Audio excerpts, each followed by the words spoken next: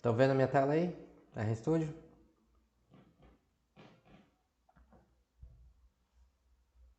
Sim. Muito bem. Então hoje a gente vai revisitar aqueles dados, alguns dos dados que nós conversamos durante os primeiros dias das nossas conversas sobre a pesca no Rio Branco, né? Então a gente viu dados investigando fatores que podem influenciar a quantidade de pescado, o estoque pesqueiro ao longo do Rio Branco, em particular naquela região ali que se estende pelo centro do estado de Roraima, que é a principal região pesqueira do estado, no entorno da cidade de Caracaraí, que fica situada mais ou menos bem no meio, né? Bem no meio do estado de Roraima. E aí é um grande centro pesqueiro, um principal centro pesqueiro aqui do estado, e aí muitos pescadores então partem a partir da cidade de Caracaraí e eles vão ao longo do Rio Branco, indo para o sul, né, no sentido do Amazonas. E aí em diferentes localidades ao longo do rio eles pescam, né? Alguns vão mais perto, alguns vão mais longe. E aí, então nós temos dados aqui no gráfico mostrando a relação entre o peso total de peixes que você encontra em um local e a distância da cidade de Caracaraí, que é esse grande centro portuário na região. Cada ponto que você está vendo aqui nesse gráfico representa uma localidade, certo?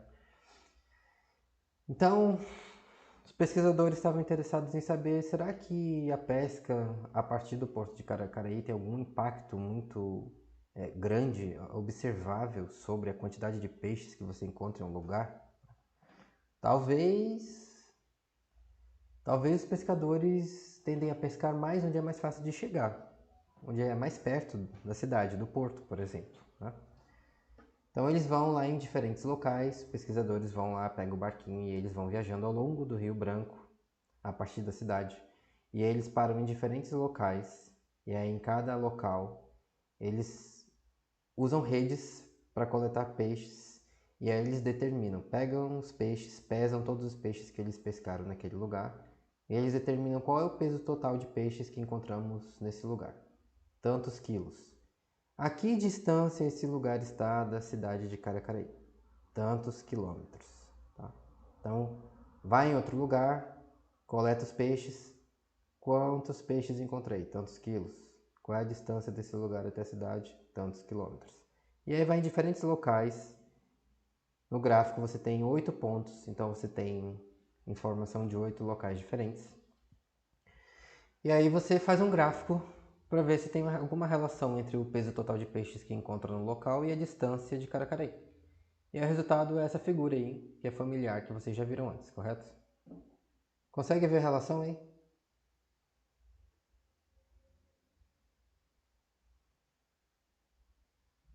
Consegue ver a relação? Sim, professor. Tranquilo? Tranquilo. Nenhum problema com isso, né? Você percebe que, em geral, lembra, nós procuramos tendências, em geral, quanto mais longe da cidade, maior a distância de Caracaraí, maior tende a ser o peso total de peixes, né? De modo que os pontinhos no seu gráfico, eles vão subindo, subindo, cada vez mais para o alto, para cima, no eixo vertical, à medida que você vai caminhando aqui ao longo da distância, né? Então, beleza. Mas tem um problema. Qual é o problema? Quantas unidades amostrais temos neste gráfico? Qual é o tamanho da nossa amostra? Bom, se formos 8 locais, tem 8 pontos, correto? Então, n igual a 8. Esse é o tamanho da nossa amostra. Só que a gente foi em 8 locais para investigar essa relação, mas a gente quer falar só desses 8 locais? Não. Cientistas querem falar só dos locais onde eles mediram suas variáveis? Não. Ele quer falar de quê? Ele quer falar da pesca no Médio Rio Branco, por exemplo. Alguém sabe qual é a extensão do Rio Branco?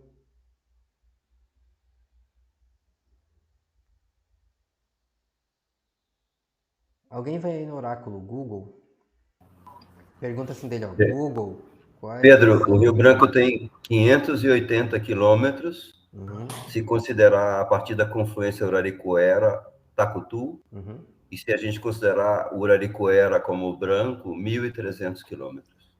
E o Baixo Branco... Essa região, né, onde ocorre principalmente a pesca, a partir de Caracaraí, é o Baixo Rio Branco, né? Isso, das Corredeiras do Bem-Querer para baixo, é o Baixo Rio Branco, são cerca de 400 e poucos quilômetros. 400 e poucos quilômetros. Então você tem 8 locais no nosso gráfico, neste gráfico, 8 locais para falarmos sobre uma extensão de 400 quilômetros. Tá bom para vocês? Não, né, professor? Mas você tá vendo aí a relação, ó, o gráfico mostra que tem uma relação.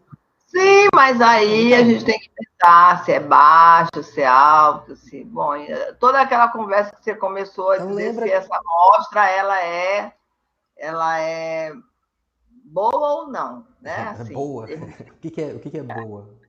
boa para mim é dizer que sim, tá certo, a minha amostra vai dar... Dá Ela é certo. significativa. Lembra que a gente quer saber o quanto eu posso confiar que isso aí que você está vendo nesse gráfico me fala sobre o Baixo Rio Branco, que tem 400 quilômetros de extensão. Se você quiser saber exatamente qual é a relação entre o peso total de peixe e a distância de Caracaraí nessa região de 400 quilômetros ao longo do Rio Branco, como é que a gente poderia fazer? Eu quero saber exatamente como é essa relação. O que a gente faz?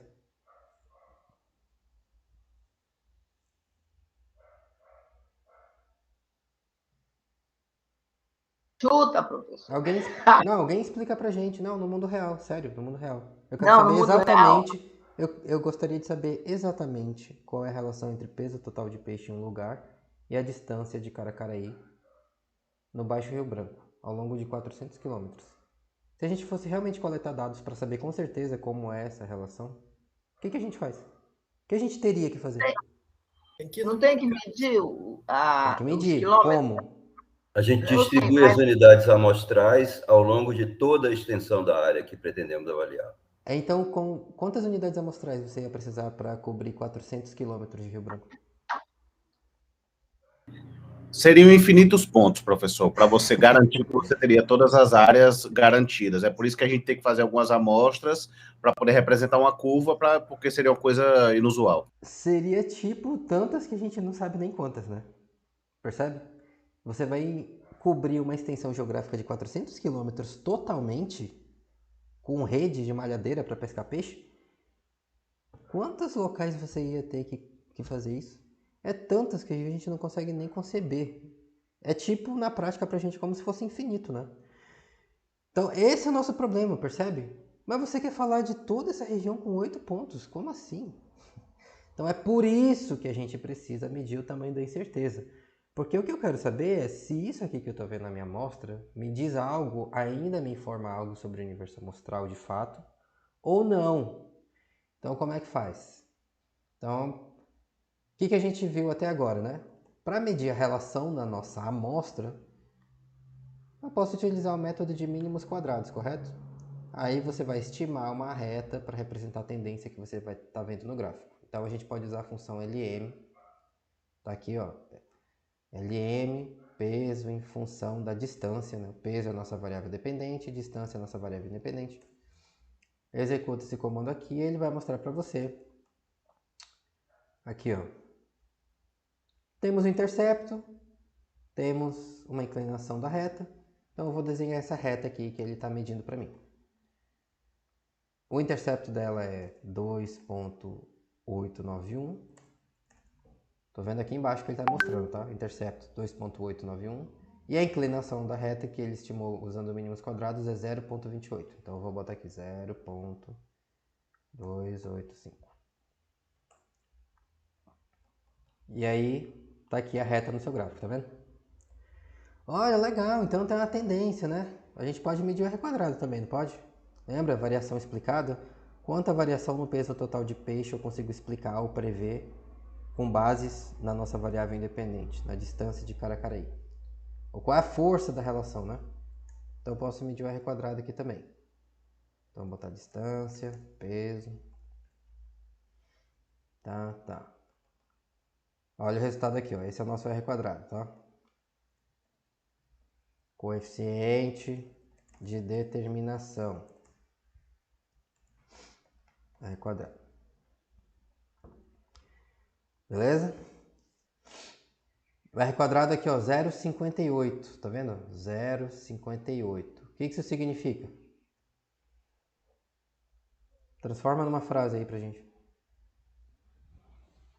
58% da variação observada é explicada pela variável. 58% da variação observada em quê? No peso total de peixes. No peso total de peixes, exatamente. É explicado ou pode ser atribuído, né? Pela distância de Caracaí, tá? Então, olha para o gráfico, faz sentido esse valor para vocês? 58%. Faz sentido? Condiz com o que você está vendo no gráfico? 58% para vocês é muito ou pouco? Professor, eu tenho uma pergunta para fazer sobre isso. Diga. O coeficiente de determinação, ele vem da correlação linear, obviamente, né? Tanto é que você usou o comando da correlação linear. Na correlação linear de Pearson, que é a mais comum, a classificação pelo próprio autor é que correlações acima de 0,7 são consideradas como fortes. Só que aí a gente está falando de coeficiente de determinação, que é o valor ao quadrado. Se eu pegar 0,7 e elevar ao quadrado, dá 0,49. Seria um coeficiente de determinação 0,49. Aí vem minha pergunta. Valores acima de 0,49, eu posso fazer essa associação de que também seriam coeficientes de determinação forte, considerando a correlação de Pearson? Percebam que a escala é 0 a 1, certo? Então, forte ou fraco é nada mais que uma tentativa de categorizar uma quantidade, que é a conversa que a gente teve no começo da aula de hoje, lembra? Toda vez que você tenta categorizar uma quantidade, você cai no mesmo problema. Qual? É arbitrário, é subjetivo, né? Então, quanto que é forte? É 70%, é 80%, é 60%? Tanto faz, porque é arbitrário. O que interessa é o valor exato. Agora, percebe que a gente está no 58%, está meio que no meio, né? Está mais perto de 50% do que de 100% ou de zero.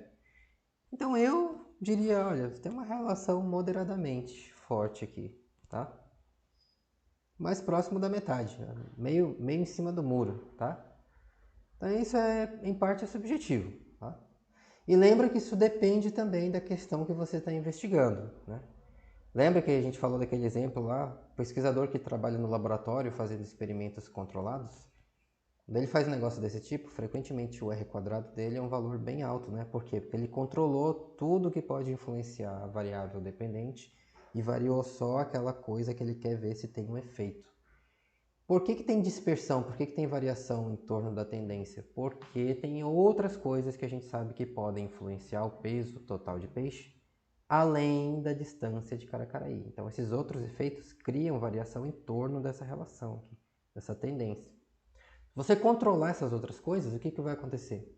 Naturalmente, o espalhamento dos pontos vai diminuir e aí a tendência fica mais forte, tá? Então, no laboratório é muito fácil conseguir isso. Agora, em estudos de campo ou estudos observacionais, como a gente fala, tipo esse aqui, aí não tem como fazer isso. Em geral, né? Não, ou é muito mais difícil de fazer isso. Então, você espera naturalmente que o R quadrado vai ter valores mais baixos. Em geral, uma relação com o R quadrado de 58%, 60%, como essa aí, com dados de campo, você poderia, inclusive, considerar que é uma relação muito forte, tá? Justamente porque a gente sabe que tem trocentas outras coisas variando ao mesmo tempo e ainda assim você consegue explicar mais da metade da variação observada no peso total de peixes com base em uma única variável, simplesmente sabendo a distância da cidade de Caracaí. Te dá uma boa ideia de quanto peixe você vai encontrar no lugar. Tá? Então são essas coisas que essas informações complementares que a gente precisa usar para julgar, né? O quão forte é essa relação que eu estou vendo aqui. Depende tanto da relação em si que você mediu, mas também depende do contexto, né, da pergunta que você está investigando. Beleza? Muito bem.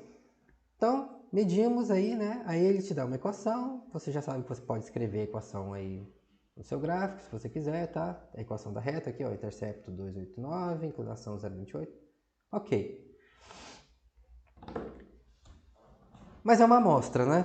Então, se eu fosse lá e a gente voltasse lá no Rio Branco, né? Volta lá, cientistas no Rio Branco, coleta outros 2 locais ao longo do rio vai ver exatamente esse mesmo resultado aí?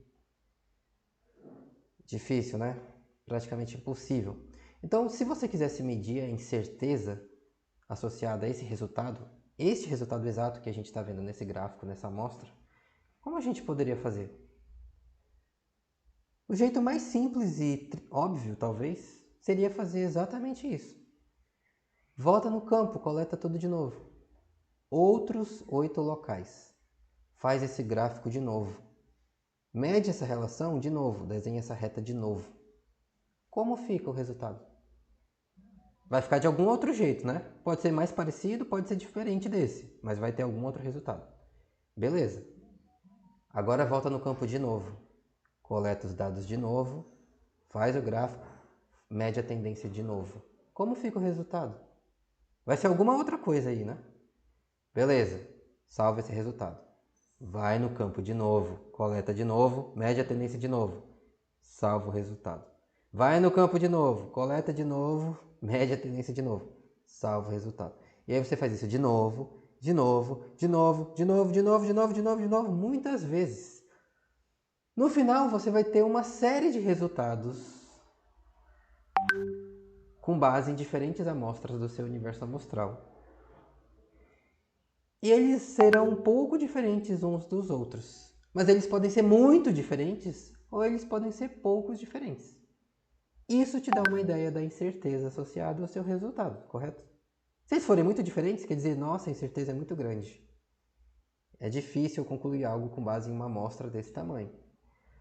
Se eles forem muito mais parecidos, então beleza. O resultado nunca é exatamente o mesmo, mas é bem parecido. Então eu posso confiar que eu tenho alguma coisa razoável aqui sobre o universo amostral. Quem vai fazer isso no seu projeto? Alguém vai fazer isso no seu projeto? Você vai coletar 100, 200, 1000 amostras diferentes para responder sua pergunta. Você vai repetir o seu experimento 100, 200, 1000 vezes para responder sua pergunta.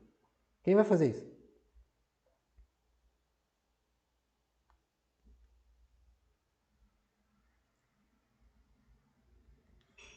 Alguém vai coletar seus próprios dados inúmeras vezes? Vai voltar no campo e medir tudo de novo inúmeras vezes? Alguém vai fazer isso?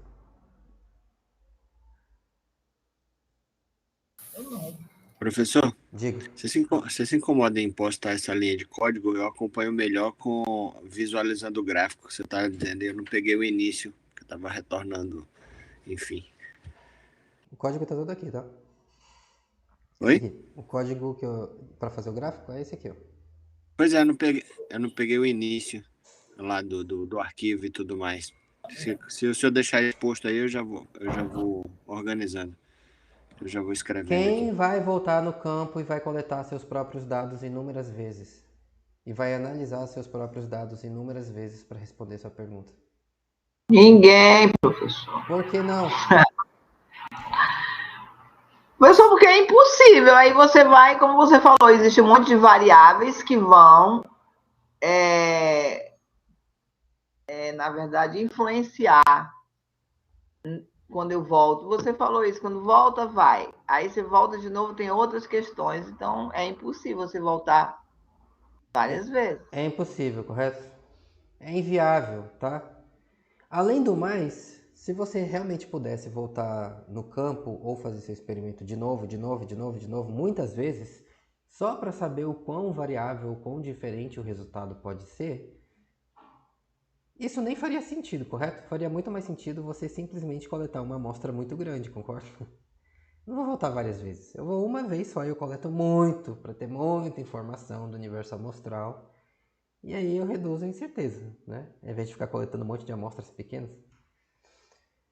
Então isso nem faz sentido na prática, tá? Então por causa disso, ao longo da história, as pessoas tiveram que ficar pensando em formas engenhosas de como é que eu consigo medir incerteza associada a um resultado em uma amostra.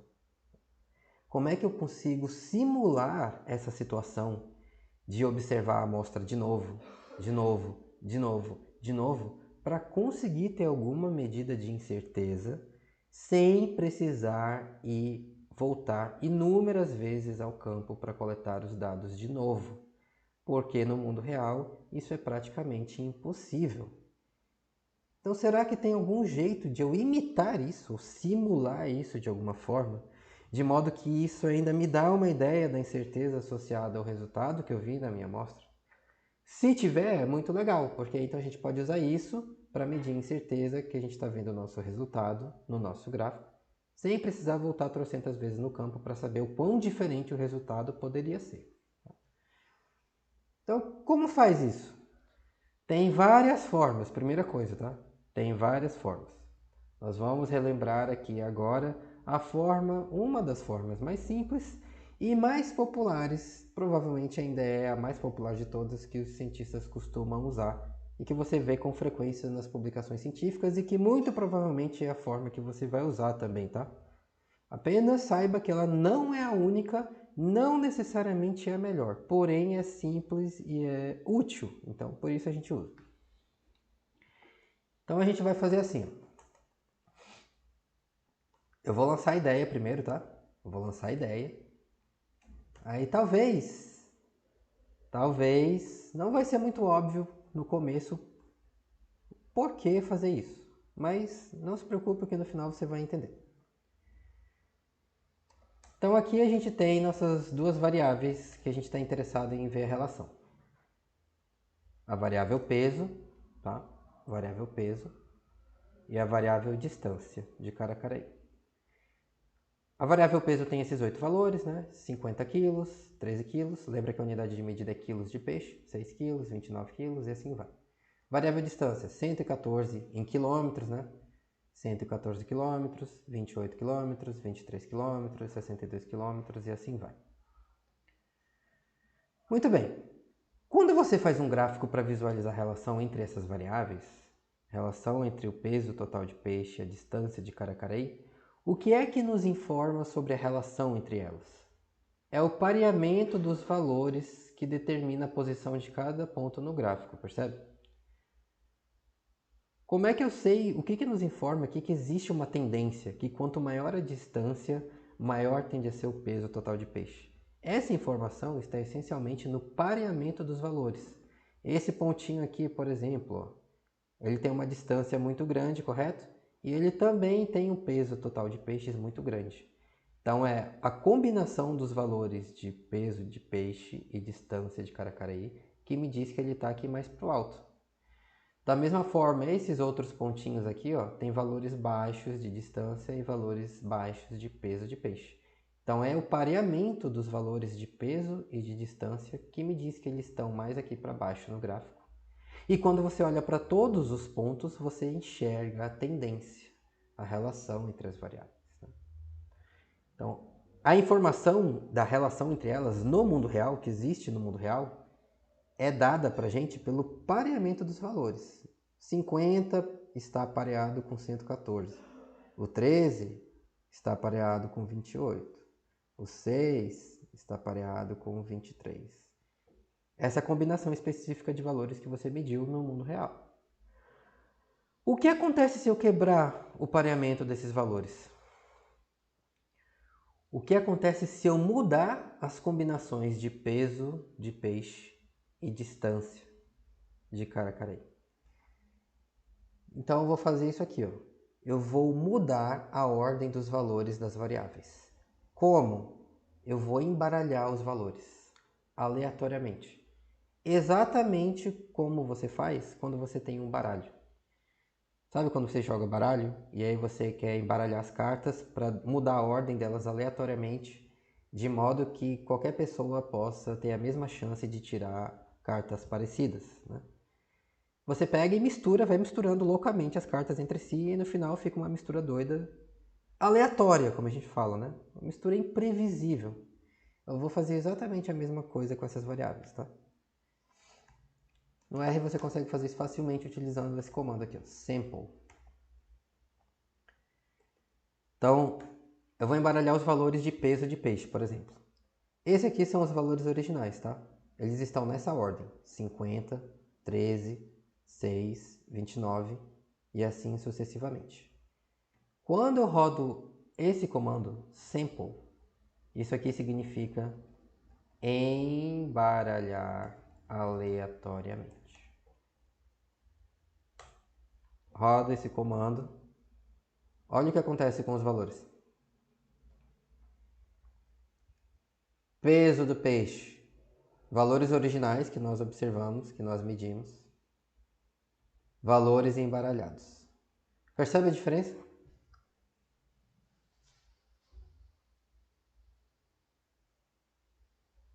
Percebe a diferença?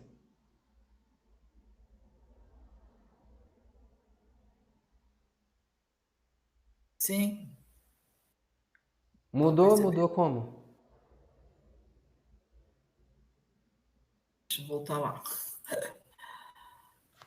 50, Aqui você 13. tem os valores originais, medidos, observados. E aqui embaixo você tem os valores embaralhados. O que mudou? Como que mudou?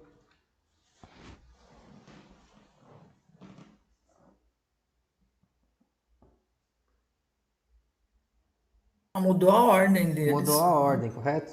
Percebe? Todo mundo percebe que mudou a ordem? O primeiro valor original é 50, tá? Embaralhei, olha onde foi parar o 50. Lá no fim, tá vendo? O segundo valor original era o 13, ó. Embaralhei, onde foi parar o 13? Agora ele é o primeiro. Tá?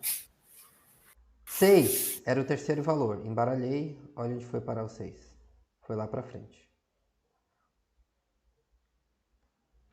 Então ele mudou a ordem. Como é que ele mudou a ordem? Ele mudou a ordem aleatoriamente. Ele literalmente embaralha aleatoriamente. Ou seja, qualquer valor tem a mesma chance de ir para qualquer lugar. Se eu rodar de novo a função embaralhar, ele vai embaralhar de novo. Vou rodar de novo aqui, ó. Sample, peso.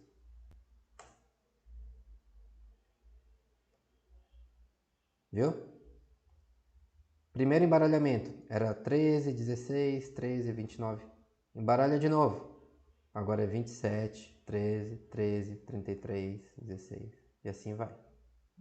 Então toda vez que você executa esse comando, ele pega os valores e mexe na ordem, embaralha a ordem deles entre si aleatoriamente. Ah, então isso quer dizer que se eu executar esse comando de novo, ele vai embaralhar de outro jeito de novo. Exatamente, tá?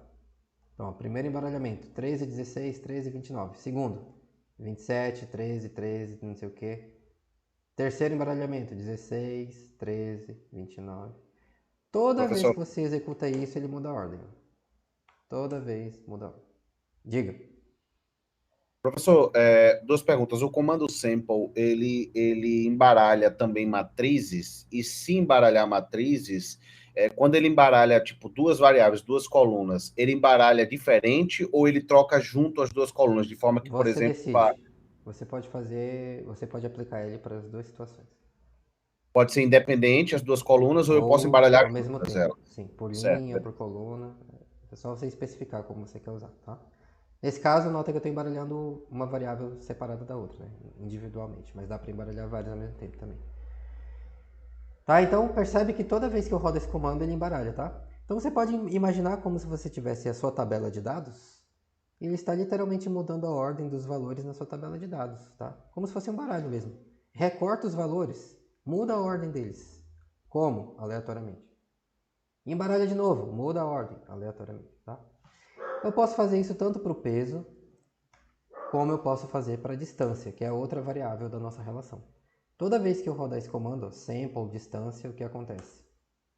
Ele muda a ordem dos valores. Tá? Vou rodar 3 vezes aqui para vocês verem. Sample, distância, sample, distância, sample, distância. Primeiro embaralhamento, 110, 114, 23 e assim vai. Segundo embaralhamento, 28, 110, 100, assim vai. Terceiro embaralhamento, 99, 28, 110 e assim vai.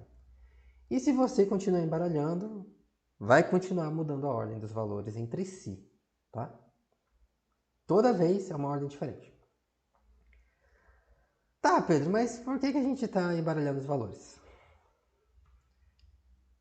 Vamos pensar na consequência de embaralhar os valores para a relação entre as variáveis que a gente está vendo. Então, esse gráfico que você está vendo aqui é o gráfico original, com a relação original observada nos dados reais, certo? Quanto maior a distância, maior tende a ser o peso de peixes. O que acontece se eu embaralhar os valores das duas variáveis e fizer esse gráfico de novo?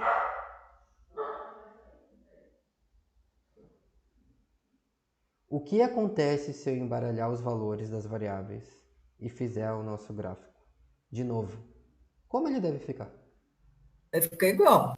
Deve ficar igual? Mesma coisa. Gostaria que fosse. Gostaria. A gente não quer saber como a gente gostaria.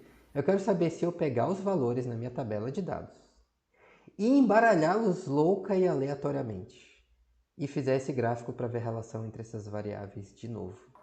Muda o gráfico. Vai mudar. Muda como? Professor, se você vai mudar a sequência de todos esses dados, é claro que os pontos vão mudar, professor. Vai mudar como? Vamos descobrir. R, embaralha a distância. R, embaralha a ordem dos valores do peso total de peixes. R, Fica diferente. faz de novo esse gráfico. Vou fazer de novo, tá? Vocês estão vendo o gráfico original. Agora eu vou fazer esse mesmo gráfico, porém com as variáveis embaralhadas. 1, 2, 3 e... Viu? Mudou ou tá igual?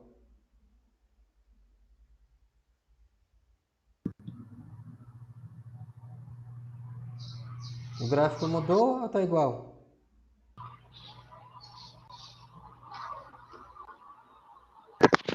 Mudou, professor. Mudou como?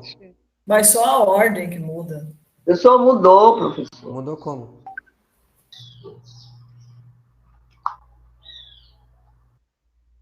Professor, às vezes a gente demora a responder, porque quando a gente está em tela cheia, a gente não consegue ativar o microfone. A gente tem que minimizar tudo para voltar ou para o chat ou para desmutar. Olha aí o gráfico, olha bem esse gráfico. Tá?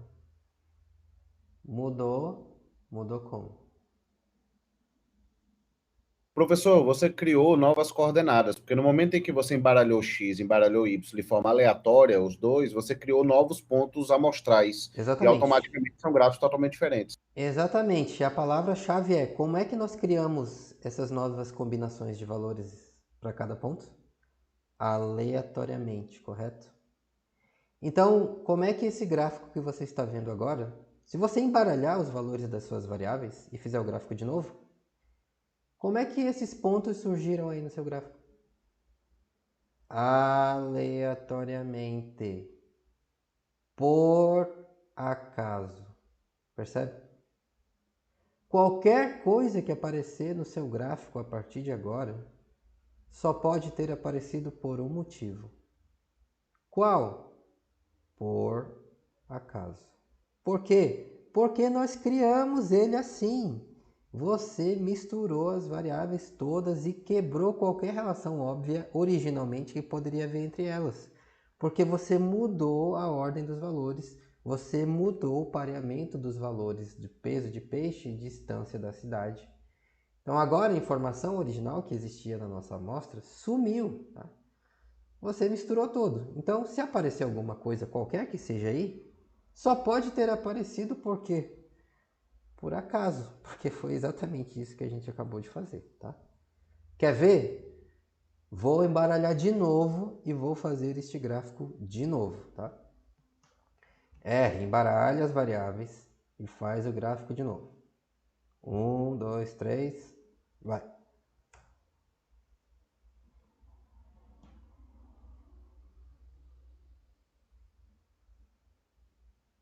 Mudou o gráfico? Mudou como? Consegue ver alguma relação nesse gráfico?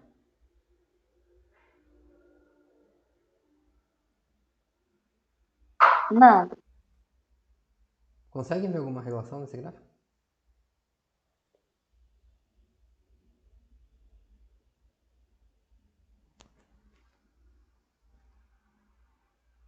Não? Ninguém consegue? Eu, pelo menos, não. Olha, eu não vejo nada aqui, tá um espalhamento doido de pontos. Ou talvez você pode pensar, olha, não, mas os pontos aqui do lado esquerdo, ó, mais perto de Caracaraí, os pontos estão mais para cima. E quanto mais longe você vai, os pontos ficam mais para baixo. Então parece que o peso de peixes parece que o peso de peixes pode estar diminuindo quanto mais longe de Caracaraí. Ou seja, não tem relação nenhuma. Você pode olhar para isso e achar que não tem relação. Você pode olhar para isso e achar que tem alguma relação. A questão é, tanto faz, porque como é que esse gráfico surgiu? Surgiu por acaso. Ah, mas eu estou olhando aqui e eu acho que parece que tem uma relação. Parece que tem uma relação surgida por acaso, tá? Qualquer coisa que você enxergar nesse gráfico surgiu por acaso. Então eu vou embaralhar e vou fazer mais uma vez o gráfico. Toda vez que eu embaralho e faço o gráfico de novo, se você embaralhou os valores, obviamente, a ordem nunca será exatamente a mesma. Logo, o gráfico nunca será exatamente o mesmo. Então agora eu tenho uma nova relação entre o peso de peixes e a distância de Caracaraí, criada por acaso. Roda de novo. Olha, agora eu tenho outro gráfico mostrando a relação entre o peso de peixe e a distância. Como surgiu? Por acaso. Outra relação, por acaso. Outra relação, por acaso. Mais uma, por acaso. De novo, por acaso. Tá? Então você pode ficar brincando aí infinitamente, embaralhando as variáveis e criando novos gráficos. E você percebe duas coisas. Primeiro, o resultado nunca é exatamente o mesmo, né? Toda vez que você embaralha, muda um pouco. Segundo, mais importante, qualquer coisa que aparecer aí surgiu por acaso. Inclusive, a gente pode aplicar mínimos quadrados para medir essa relação de novo, correto? Então eu vou fazer isso. LN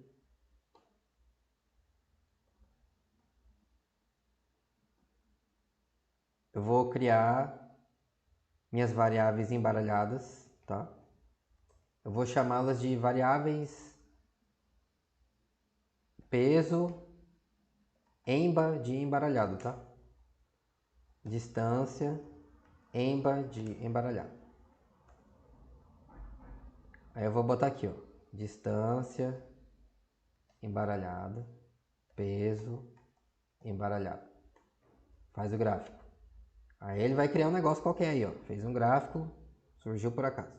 Agora eu vou aplicar os mínimos quadrados e medir a relação entre essas variáveis embaralhadas que eu acabei de criar. Peso embaralhado em função da distância embaralhada. Roda os mínimos quadrados. Tcharam! Se você aplicar os mínimos quadrados nesses dados que a gente inventou aqui, embaralhando, que surgiram do nada aleatoriamente, ele vai fazer do mesmo jeito, tá? E ele vai estimar uma reta para medir a tendência. Então, tá aqui, ó, intercepto 36,78.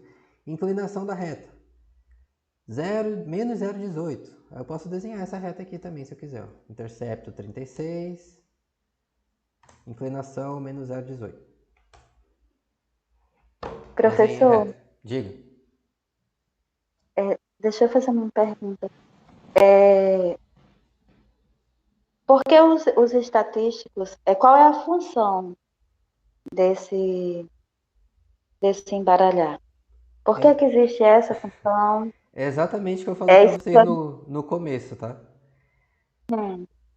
Você só vai entender o porquê disso no final. Então não se preocupa se você vai ficar se questionando naturalmente agora, ok, mas qual é a lógica de fazer esse embaralhamento? Agora talvez não tá tão claro, mas quando chegar no final você vai entender exatamente o porquê, tá? Então calma, segura a minha mão que a gente vai atravessar o caminho e quando chegar do outro lado você vai entender. Tudo bem. Então temos um novo gráfico. Apenas percebam o que a gente fez e qual é a consequência disso, por enquanto, tá? É só isso que você precisa entender.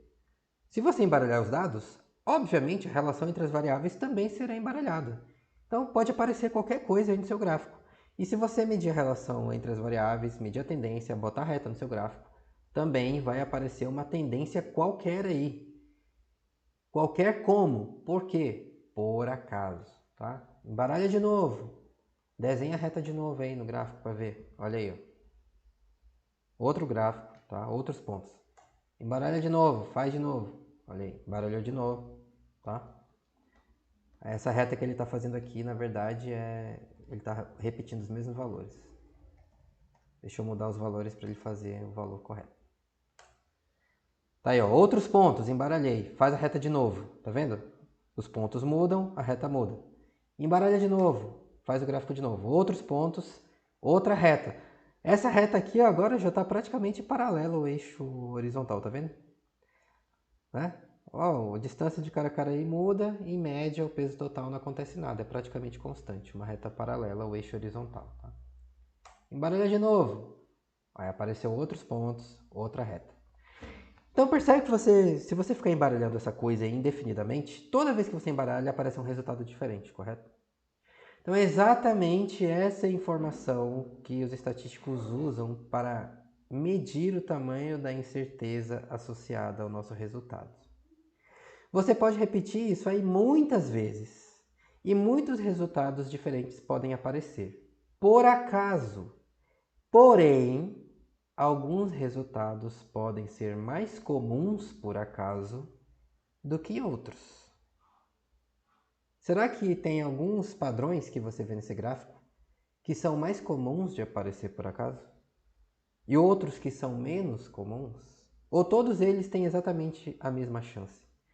Se alguns forem mais comuns e outros forem menos comuns, então a gente pode tentar usar isso para, de alguma forma, ver se o nosso resultado que a gente observou na nossa amostra, nos nossos dados reais, como isso se compara a resultados que você esperaria observar ao acaso. Tá? O resultado que você viu, ele é muito parecido com o que você esperaria observar totalmente por acaso? Ou ele é muito diferente? Se ele for muito parecido, cuidado! Talvez quer dizer que esse seu resultado aí tem uma grande chance de ter aparecido por acaso. Agora, se você repete esse embaralhamento, faz muitas vezes, olha, em geral, o resultado que a gente vê por acaso é assim.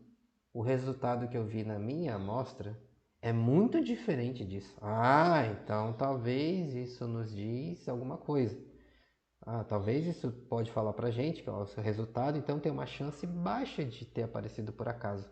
Porque ele é muito diferente daquilo que você costuma observar quando você fica embaralhando as variáveis e criando resultados totalmente aleatórios.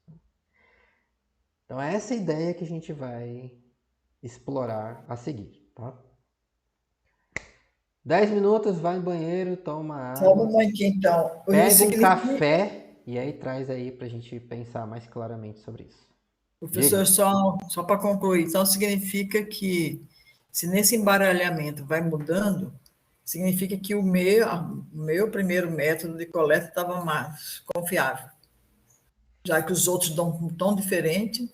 Se o que você viu na sua amostra é muito diferente daquilo que você fica vendo por acaso, então isso te dá uma ideia que a chance de você ter visto o que você coletou na sua amostra real por acaso é baixa, né? É muito diferente. Quando eu embaralho, eu vejo uma coisa. O que eu coletei de fato, eu vejo outra coisa. Ah, então a chance de ter aparecido por acaso é baixa. Agora, se você embaralha um monte de vezes, aí em geral, o que você vê? Eu vejo isso. Aí compara isso com a sua amostra real. Olha, elas são muito parecidas. Isso que eu vi na minha amostra, nos dados reais, é muito parecido com o que eu fico vendo quando eu embaralho os dados e criando resultados por acaso. Ah, então isso me dá uma ideia de que tem uma boa chance disso que eu vi nos meus dados, na minha amostra real, ter aparecido por acaso. acaso. Logo, então, a incerteza é grande. Certeza é grande. Então, significa que a outra forma minha era mais confiável, né? Exatamente. Então, é essa ideia que a gente vai tentar usar para medir o tamanho da incerteza, percebe? Quanto mais parecido, maior a incerteza. Quanto mais diferente, menor a incerteza. Ah, então é mais confiável. Tá? Tá bom, obrigado. 10 minutos, pega um café. Professor, Diga. Professor, bota sua tela no R aí do início da aula, por favor, onde você começou a digitar. Só isso. Rapidinho. professor, eu ia Diga. pedir para o senhor copiar e colar e botar lá no grupo, porque eu Agora não tá. consegui fazer Agora eu vou pegar. isso. Joia, obrigada. Já jogo lá, tá? Pega um café que vai te ajudar. Lembra que a gente está com essa ideia de tentar medir incerteza associada aos resultados que a gente vê. E aí a gente está tentando desenvolver uma ideia sobre embaralhamento das variáveis, tá? Para tentar explorar isso de alguma forma para medir incerteza. Então a gente viu que se eu pegar as variáveis que a gente está interessado e embaralhá-las, toda vez que eu embaralho, surge uma relação um pouco diferente e você pode medir a tendência dessa relação e a tendência também será um pouco diferente, correto? Então, ó, embaralho de novo, aí agora parece ter uma relação negativa, embaralho de novo, não tem relação nenhuma agora, ó. Reta paralela ao eixo horizontal. Embaralha de novo, olha, agora parece que tem uma relação levemente positiva, né? A tendência, a reta tem uma leve inclinação, não é muito forte, né? Embaralha de novo, agora ficou negativo, embaralha de novo, agora é mais negativo ainda. Então toda vez que embaralha o resultado é um pouco indiferente. Porém, talvez alguns resultados sejam mais comuns por acaso do que outros. É isso que a gente gostaria de saber. Será que se eu embaralhar muitas vezes, eu vou ter um monte de resultados diferentes? Mas em geral, como é que é? Será que alguns resultados são mais comuns ou mais frequentes por acaso do que outros? E aí talvez a gente pode tentar usar isso para de alguma forma obter uma medida de incerteza associada ao nosso próprio resultado real que nós observamos de fato na nossa amostra, tá? Mas antes a gente precisa primeiro determinar o que é que nessa reta que a gente usa para medir a relação, medir a tendência, nos informa se tem relação ou não entre duas variáveis. Qual é a característica? Deixa eu fazer de novo aqui a reta original. Dados originais, nossa amostra original, nossa reta original no gráfico, tá? Lembra que a reta tem duas partes, tem duas constantes. Uma é o intercepto, que é o ponto onde a reta corta o eixo vertical quando x é igual a zero, né? E a outra é a inclinação, o b, que me diz o quanto a sua variável dependente muda em média em relação à variável x. Se ela aumenta mais rápido ou mais devagar, se ela diminui mais rápido ou mais devagar. O que é nessa reta que nos informa sobre relação, se tem ou não relação entre as variáveis? É o intercepto, é a inclinação ou é os dois?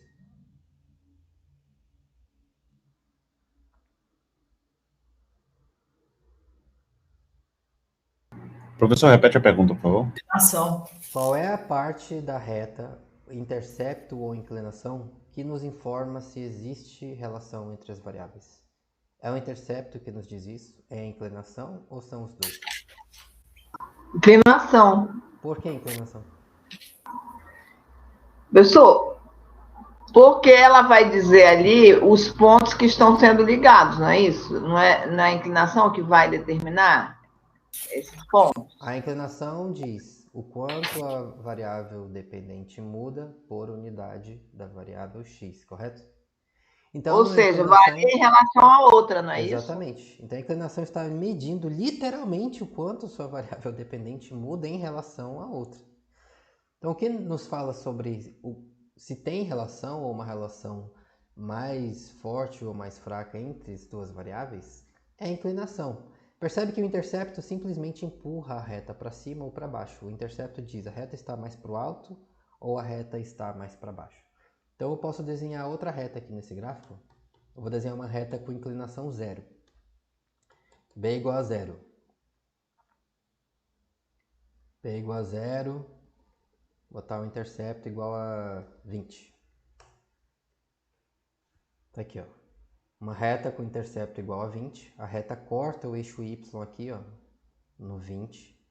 E a inclinação dela é zero, ou seja, é uma reta paralela ao eixo horizontal. É uma reta totalmente na horizontal. Se isso aqui acontecer, significa o quê? A variável x está mudando e a variável y é constante, ela não muda, correto? Então, uma inclinação zero significa que não tem relação nenhuma entre as variáveis. Uma muda e a outra permanece em média constante. Não tem relação, elas não mudam junto. Se a inclinação é diferente de zero, como essa que nós vimos para os nossos dados reais aqui, aí isso nos diz, tem alguma relação. Uma aumenta, a outra aumenta também. Ou uma aumenta e a outra diminui junto. Tá? O intercepto, ele simplesmente empurra a reta mais para cima ou mais para baixo. Então, se eu pegar essa mesma reta aqui, ó, essa reta horizontal aqui, com intercepto igual a 20, eu vou fazer outra reta com inclinação igual a zero, mas o intercepto igual a 40, um valor mais alto. Tá? Então, eu tenho duas retas horizontais aqui, tá vendo? As duas retas têm inclinação igual a zero, portanto, elas são totalmente horizontais. Porém, uma tem intercepto igual a 20 e a outra tem intercepto igual a 40. As duas retas indicam que não tem relação nenhuma entre a variável dependente e a variável independente, correto? Porque x muda, a reta permanece constante, ó. Constante, constante, constante, constante. Ela não aumenta nem desce, é constante. Aqui é a mesma coisa. Constante, constante, constante. Então percebe que se você mudar o intercepto da reta, se uma reta tem um intercepto maior ou menor, isso não fala por si só nada sobre a relação entre as variáveis, o quanto elas mudam juntas. Só diz se a reta está mais para cima ou está mais para baixo. O que fala sobre se as variáveis tendem a mudar juntas é a inclinação da reta. Se ela for diferente de zero, significa que as variáveis tendem a mudar juntas. Se elas for igual a zero, olha, x muda, o y é constante, tá? Constante, constante. Então, o que interessa de fato para a gente no resultado, para nos informar sobre presença ou ausência de relação, é a inclinação da reta, tá? Então, sabendo disso, agora a gente pode, então se eu embaralhar os meus dados inúmeras vezes, eu sei que cada vez que eu embaralhar e medir a tendência, estimar a reta, eu vou ter um resultado um pouco diferente, mas eu também sei que o que me fala nessa reta sobre se tem ou não relação entre as variáveis é a inclinação. Quando eu embaralho os dados, às vezes a reta tem uma inclinação diferente de zero. Quando eu embaralho os dados, às vezes a inclinação é mais próxima de zero. Às vezes a inclinação é positiva, às vezes a inclinação é negativa. Tá? Às vezes a inclinação é mais acentuada, às vezes a inclinação é menos acentuada. Então a gente pode pegar esses dados e embaralhá-los muitas e muitas vezes e ter uma ideia de, em geral, se eu embaralhar os dados e criar relações totalmente por acaso, em geral, qual é a inclinação dessas retas? Ou seja, em geral, se eu embaralhar os dados, tem algum tipo de relação que aparece com mais frequência? Que tipo de relação é mais comum de observar totalmente por acaso? Então vamos fazer isso. Como faz? Eu posso ficar repetindo esse comando aqui, sample, inúmeras vezes, como eu já fiz e mostrei para vocês aqui no gráfico. Só que aí não é muito prático, né? Eu tenho que rodar de novo, de novo, de novo, de novo. Então eu posso mandar o R, olha, R, pega e repete esse comando, repete esse embaralhamento e mede a reta para representar a relação entre essas variáveis embaralhadas N vezes, muitas vezes, de uma vez só, que ele faz de uma vez, tá? Então a primeira coisa que eu vou fazer é R, mede a relação entre as variáveis embaralhadas. LM para aplicar os mínimos quadrados e medir a reta.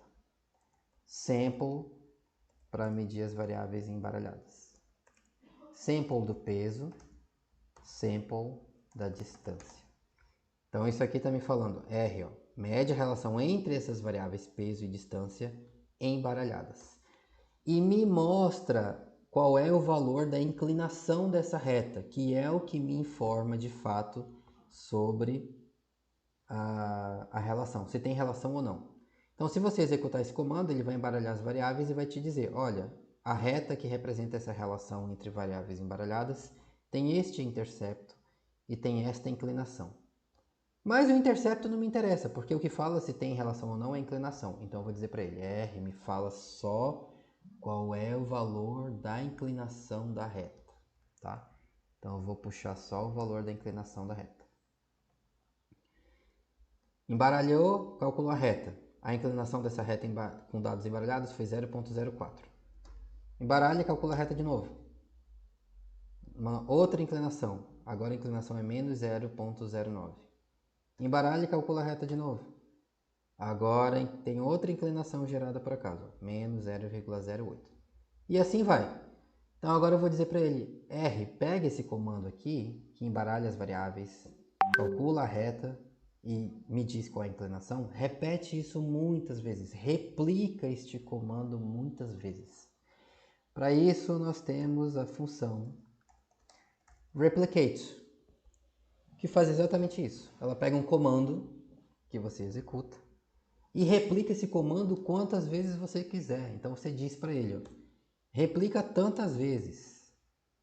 Quantas vezes? Muitas. Eu quero repetir o embaralhamento dos dados e repetir o meu resultado muitas e muitas e muitas vezes para saber como, em geral, é a relação entre essas variáveis quando eu embaralho os dados e gero relações totalmente por acaso. Me diz um número grande aí para você que eu poderia usar aqui. O que é um número muito grande para vocês? 50 aí. 50? Não, eu quero mais. Me diz um número maior. 50 não tá bom para mim. 200. 200 tá melhorando.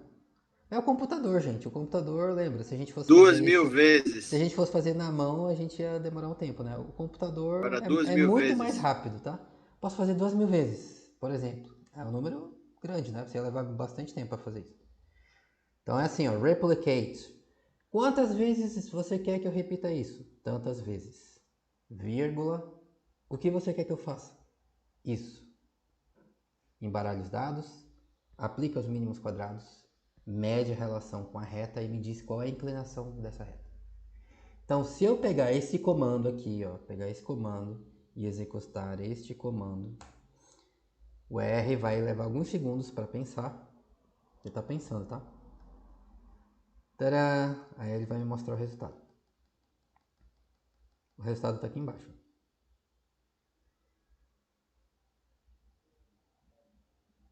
Tô subindo aqui, ó, tá vendo o resultado? Muitos inúmeros. Muitos e muitos números. Muitos e 2.000 resultados? Exatamente. Eu vou fazer com um número menor para vocês verem, enxergarem todos, tá? De uma vez só, mais fácil. Vou replicar 10 vezes. R, repete isso aqui 10 vezes. Tá aqui o resultado, ó. Replicate, repete 10 vezes todo esse comando. Inclinação da reta com dados embaralhados. Primeira repetição, menos 0,09. Repetiu segunda vez, menos 0,11. Repetiu terceira vez, 0,14. Repetiu outra vez, 0,07. Repetiu de novo, 0,01. De novo, de novo, de novo, de novo, de novo. Quantas vezes? 10 vezes, porque eu mandei ele repetir 10 vezes. Se eu pegar isso aqui e disser, ó, R, repete isso 100 vezes. Tadá! Agora eu tenho 100 embaralhamentos, tá vendo? E para cada embaralhamento dos dados, ele gera uma nova relação totalmente por acaso. Aplica os mínimos quadrados, mede a reta, mede a inclinação da reta. Mostra para você. Aí não tem limite, né, gente? O computador faz isso muito rápido, você tá vendo? É menos de um segundo. Então, 1000 vezes. Ele... Tcharam! Agora você tem 1000 inclinações geradas por acaso, tá? 10.000, 1 milhão, 10 milhões, o que você quiser botar aí. É óbvio que quanto mais você bota, mais o computador vai demorar para fazer, tá? Mas ele consegue fazer ainda assim muitas vezes, tá? Então, ó, eu vou repetir esse comando aqui 10.000 vezes, tá? 10.000 é um número bem grande, concorda? Então eu vou repetir 10.000 vezes. Se eu embaralhasse os meus dados 10.000 vezes e para cada vez fizesse esse gráfico, medisse essa reta e calculasse qual a inclinação da reta, em geral, como seria o resultado? Então eu vou fazer exatamente isso. E eu vou salvar essas inclinações aleatórias que eu criei em um objeto, para ficar salvo aqui para eu poder usar depois. Eu vou chamar de BALE, tá? B, que representa a inclinação da reta, tá? E ALE porque elas foram geradas aleatoriamente, por acaso. Então, BALE. Aí ele tá pensando um pouquinho aqui, pensando. Tá, acho que foi. Agora nós vamos visualizar, literalmente vamos enxergar quais resultados foram mais comuns e quais resultados foram menos comuns. Lembra que ele criou 10.000 resultados aleatórios com base no embaralhamento dos dados, tá? Tá aqui, ó. Aqui embaixo, tá vendo? Um monte de inclinações aleatórias que nós acabamos de gerar. Agora, olhando só para esses números, você vê que eles são diferentes, né? 0,11, menos 0,08, 0,09, menos 0,17. Mas, em geral, será que alguns valores são mais comuns que outros? Só olhando para os números é bem difícil de você enxergar isso.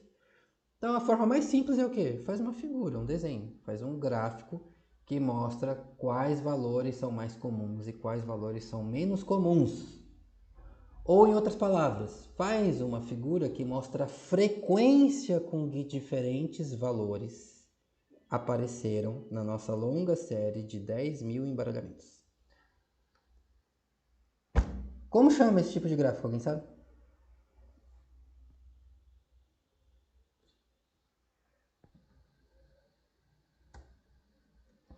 Tcharam! Tá aí o seu resultado.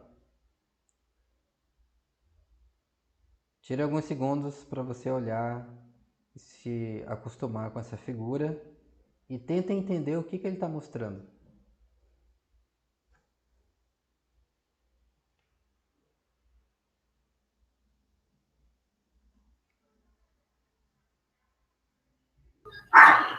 Professor, me veio uma curiosidade. Isso aí é um histograma, certo? Histograma, primeira coisa, né? Como chama esse tipo de figura? Histograma, tá? É o nome comum que os cientistas dão para isso. O que o histograma mostra para você? A frequência ou número de vezes com que diferentes valores acontecem ou ocorrem. Tá? E aí você pode ver facilmente quais são mais frequentes ou comuns e quais são menos frequentes ou menos comuns. Pode falar, Carlos. A minha curiosidade veio disso. Por exemplo, você pegou como dados originais, você pegou os dados de campo, de fato, certo? E aí você aleatorizou em cima dos dados de campo, correto? Aí eu fiquei na seguinte curiosidade. Beleza, você conseguiu uma distribuição normal, claramente normal. Se eu não tivesse pegado dados de campo e tivesse iniciado todo esse processo com dados completamente aleatórios, certo? Sem padrão nenhum, e tivesse feito o mesmo procedimento de sorteio pelo sample, eu também teria encontrado essa distribuição normal? Tá. Aí você, de novo, né, tá um passo além. Essa distribuição não é exatamente normal, tá? Mas sim, é uma distribuição que lembra a distribuição normal. Ela tem essa forma de sino, né? Você percebe facilmente, você percebe que ela tem uma forma de montanha, parece ter um pico, né? Que alguns valores são muito mais comuns e outros são menos comuns. Respondendo a sua pergunta, sim, se você inventar dados da sua cabeça e repetir isso, vai acontecer exatamente a mesma coisa. É isso que os estatísticos chamam de teorema do limite central, mas isso é outra história, a gente não vai falar sobre isso. Teorema de quê? Do limite central. Então, pessoal, tira alguns segundos para você apreciar essa figura e tenta entender, tenta concluir alguma coisa, tenta interpretar essa figura aí. Primeiro, o que ela está mostrando para você, né? E segundo, que conclusão você tira disso? Olhe um pouco para ela bem.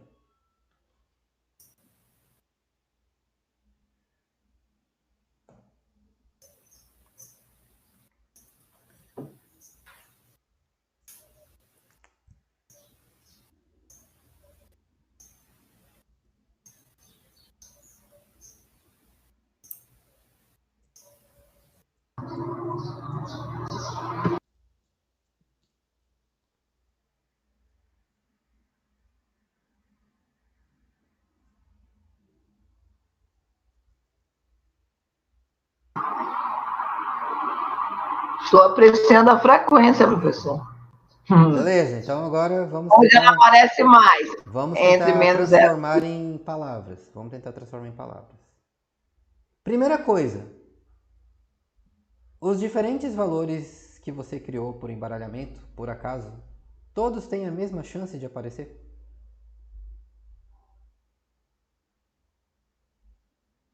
Todos têm a mesma frequência? São igualmente comuns? Sim, professor, todos têm a mesma chance. Sim? Olha a figura. Todos têm a mesma chance? Olha, Todos são igualmente comuns? Professor, pelo que está parecendo é que nas sucessivas tentativas, a maioria das vezes você teve resultados com inclinação próximo de zero. E a frequência que as inclinações foram distantes de zero, né, seja positiva ou negativa, foram menos frequentes. Eu só não estou entendendo por que foi menos frequente nesse caso. Então, primeira coisa, todos os valores diferentes de inclinações que nós giramos, por acaso, têm a mesma chance de aparecer? Não, correto? É exatamente isso que a figura está mostrando, percebe? Percebe que alguns valores são muito mais comuns ou frequentes do que outros? As barrinhas nessa figura indicam para você qual é o número de vezes que valores ocorrendo nesse intervalo apareceram nessa nossa longa série de 10.000 embaralhamentos, tá? Lembre, cada embaralhamento nós pegamos os dados, embaralhamos, medimos a tendência. Qual é a inclinação da reta? É tanto. Faz isso 10.000 vezes. 10.000 inclinações geradas por acaso. Olha o resultado. Claramente, alguns valores são muito mais comuns por acaso que outros, percebe? Olha aqui, ó. Entre 0 e 0.01, olha a frequência. Você teve mais de 1.000 valores, tá vendo? Frequência é o número de vezes que apareceu. Mais de 1.000 vezes, tá vendo? Mais de 1.000 inclinações geradas ao acaso tinham esse valor entre 0 e 0.1. Entre 0.1 e 0.2, aí já é menos que 1.000, tá vendo? Menos que 1.000, menos frequente. Entre 0.2 e 0.25, aqui ó, 500 mais ou menos, tá vendo? Bem menos, em torno de entre 400 e 600 vezes. Estavam com valores próximos disso aqui, ó, 0.2, 0.25. Entre 0.25 e 0.3, menos que 200 valores apenas, tá vendo? Menos que 200, ou seja, muito menos frequente do que essa galera aqui que apareceu mais de 1.000 vezes. Se você for para o lado esquerdo da figura, mesma coisa, percebe? Mais perto do zero, muito mais comum, muito mais frequente. Quanto mais longe você vai, menos frequente, menos comum, menos frequente, menos comum. Qual é a frequência com que inclinações geradas ao acaso apareceram com valores em torno de menos 0,3? Menos que 200 vezes, tá vendo? Bem menos. Ou inclinações maiores que 0,3. Olha aqui, ó. Bem menos, tá vendo? Então, essa é a primeira informação importante pra gente. Se você embaralhar seus dados e repetir a sua análise de novo, alguns resultados são muito mais comuns de aparecerem por acaso que outros. Em particular, quando você olha para essa figura, que tipos de resultados são mais comuns? Quais valores são mais comuns e quais são menos comuns em geral?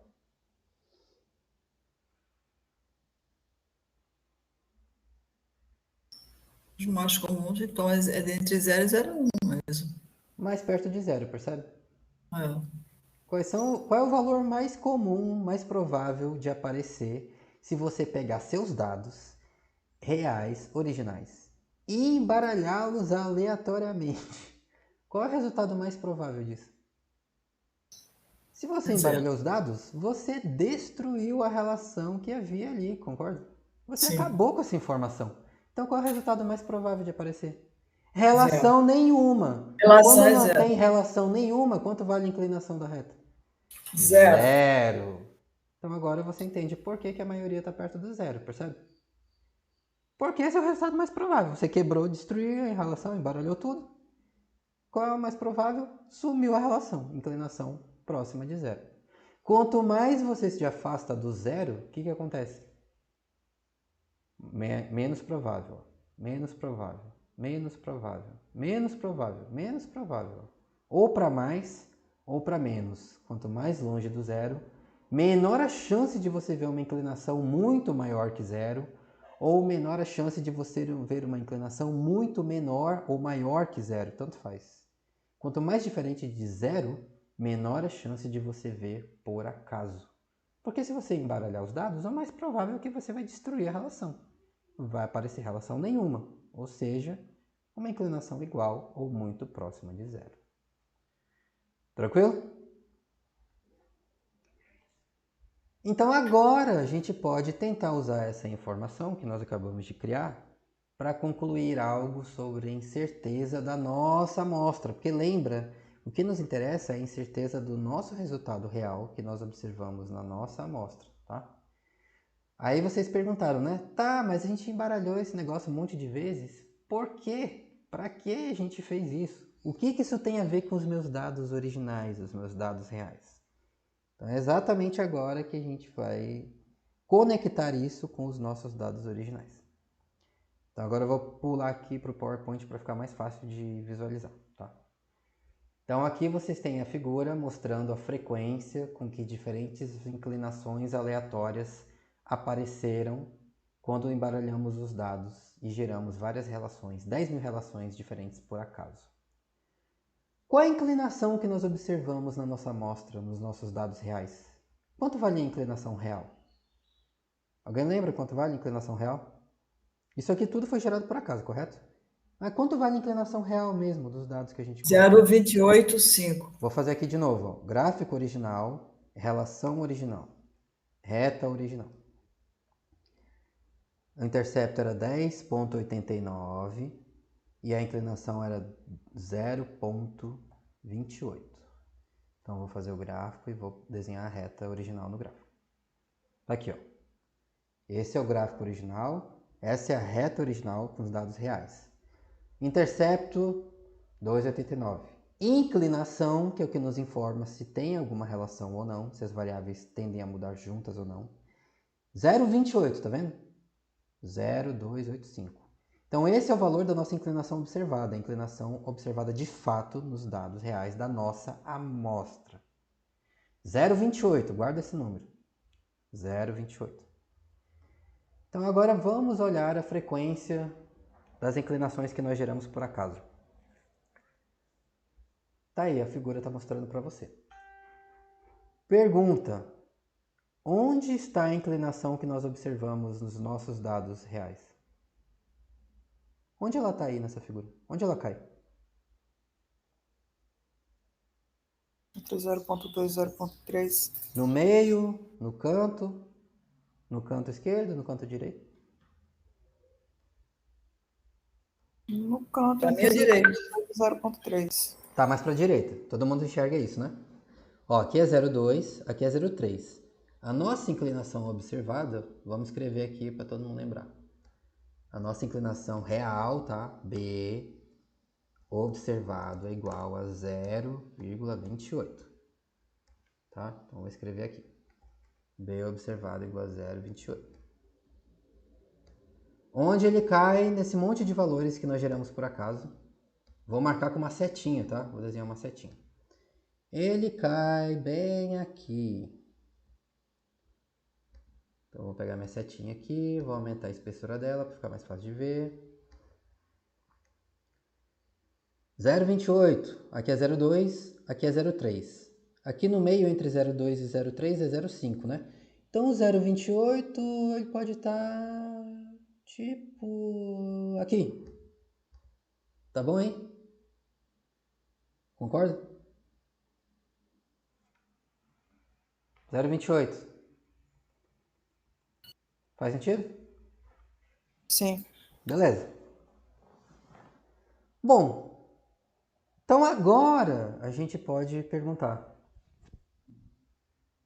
que chance você acha que tem desse resultado que você viu na sua amostra, que você coletou com os dados reais? Qual é a chance desse resultado ter aparecido por acaso? Você acha que ela é mais alta? É mais ou menos? Ou ela é baixa? Por quê? Baixa. Menos de 200 em 10.000. Por que baixa? Porque na simulação de dados aí aleatórios, onde a gente destruiu essa relação entre as variáveis, ela ocorreu menos de 200 vezes numa repetição de 10.000. Ela ocorreu poucas vezes em uma longa série de repetições, percebe? Olha a frequência aqui, ó. Com que frequência valores parecidos com o que a gente viu de verdade na nossa amostra, 0,28, apareceram nessa repetição de 10.000 resultados aleatórios? Poucas, correto? Olha aqui, ó. Poucas, né? A maioria tá aqui, ó. A maioria, esse bolo todo aqui, ó.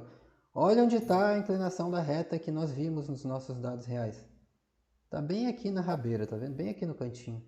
Ah, então isso nos dá a intuição que nós precisamos, tá? Então, essa é a ideia.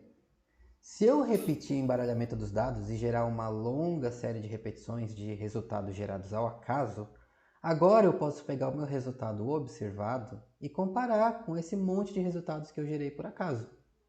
Se ele estiver lá no meio, se ele estiver aqui, ó, o que isso significa?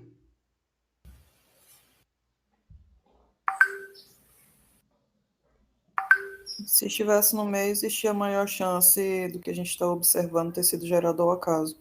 Exatamente. Se ele cair no meio, então tem uma boa chance dessa relação que eu vi na minha amostra ter aparecido por acaso. Porque esse resultado, com esse valor aqui, é muito comum por puro acaso, tá vendo? Mas se o que eu observei na minha amostra tá aqui, ó. Então a chance de ter aparecido por acaso é intuitivamente muito menor, concorda? Se ele tivesse aparecido aqui, ó, do outro lado, no outro canto.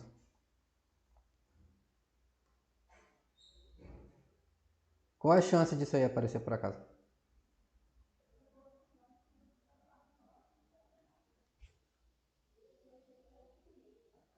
Menor ainda. É baixa também, concorda? Ou seja, quanto mais longe você tiver da maioria, correto? Se você está aqui, ó, na maioria, o resultado que eu vi na minha amostra está aqui, junto da maioria. Mas a maioria surgiu por acaso. Então a chance de eu ter visto isso por acaso é grande.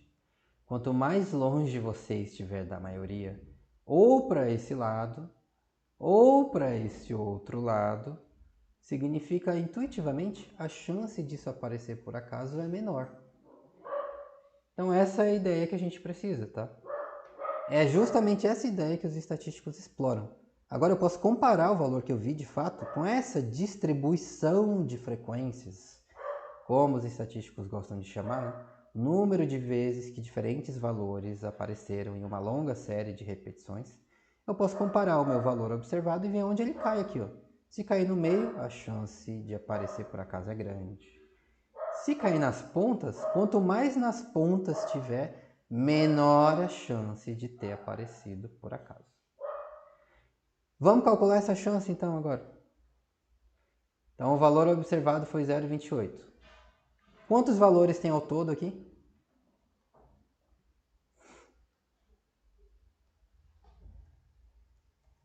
Número total de Bs.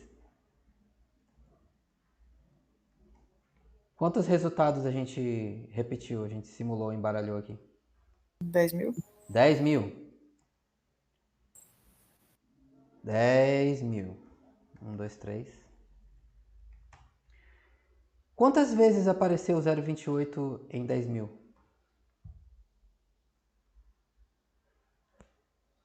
Menos de 200. Poucas, né? Poucas quantas? Nota que quando nós repetimos esse negócio aqui 10.000 vezes, ó, cada resultado é um pouco diferente do outro, percebe? Essa inclinação aqui, ó, nota que ele inclusive mostra várias casas decimais, tá vendo? Menos 0.0164556, não sei o que. 0.0783, blá, blá, blá, blá. 0,0667, lá, lá, lá, lá. Então, cada um desses resultados que apareceram por acaso aqui é único, percebe? Tem muitas casas decimais. A chance de algum deles se repetir é praticamente nenhuma. Eles podem ser mais parecidos ou mais diferentes, mas idênticos, iguais mesmo, praticamente não tem, tá vendo? Todos são um pouco diferentes. Nem que seja lá na quinta, na sexta casa decimal. Cada valor desses aqui é um valor único. Então, se a gente olha para essa distribuição de frequências e compara o seu resultado observado com essas frequências aqui, e pergunta qual é a chance de observar exatamente um valor igual a esse entre os 10.000 valores diferentes. Como é que a gente calcula a chance ou probabilidade? É o número de vezes que você viu determinada coisa ou determinado evento dividido pelo número total de eventos, correto? Então, quantas inclinações exatamente iguais a 0,28 tem entre todas essas? Só uma foi a que você observou. Qual é o número total de inclinações que você gerou? 10.000. Então, a chance de observar um resultado exatamente igual a este único resultado aqui, em 10.000, é o quê? Então, a chance é igual a 1, né? Só ocorreu uma vez esse valor exato, dividido pelo número total de valores que você gerou. 10.000. Quanto dá isso?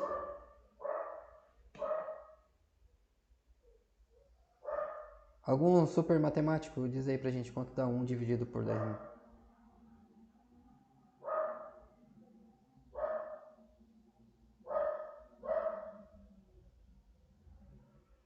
Alguém sabe quanto dá 1 dividido por 10.000? 10 a menos 4. Zero, né? 0,00. Ops. 0. Né? Então agora você tem uma probabilidade, uma chance, tá vendo? Qual é a chance de eu ver exatamente essa inclinação que eu vi aqui entre todas essas 10.000 inclinações geradas ao acaso? Quantas vezes esse valor aqui ocorreu, esse valor exato? Só uma, foi só o que eu observei, uma. São quantos ao todo? 10.000. Divide um pelo outro, pronto. Essa é a chance, né? É uma proporção, lembra? A probabilidade de uma coisa acontecer é simplesmente a proporção. Você joga uma moeda tem cara ou coroa, qual é a chance de dar cara? 1/2, né? 50%. Por quê? Porque é uma possibilidade entre duas. Joga um dado. O dado tem 6 lados. Qual é a chance de cair 6? 1/6. 1/6. Né? Então, eu quero saber qual é a chance de observar essa inclinação exata entre 10.000 possibilidades diferentes. 1/10.000. Tá? Então, agora você tem um número aí. Só que tem um detalhe esse número. Imagina que a inclinação que a gente observou nos nossos dados reais não é 0,28. Imagina que é outro valor. 0,1, por exemplo. Qual é a chance de você observar exatamente uma inclinação se ela fosse 0,1 entre 10.000? Imagina que a gente não viu 0,28. A gente viu uma inclinação nos nossos dados reais de 0,1. Bem aqui. Eu quero saber qual é a chance de ver uma inclinação exatamente igual a essa entre essas 10.000. Qual é a chance? É a mesma coisa, professor. É a mesma coisa, né? Porque é um valor entre 10.000. Como é que calcula? 1/10.000. Logo, 0,0001. Ah, mas a inclinação que eu vi na minha amostra, na verdade, não é 0,1. Na verdade, a inclinação que eu vi na minha amostra é menos 0,3. Então, aqui está a inclinação que você viu nos dados reais. Agora ela é menos 0,3. Bem aqui, ó, bem onde está a seta aqui. Menos 0,3. Qual é a chance de ver uma inclinação igual a essa entre 10.000?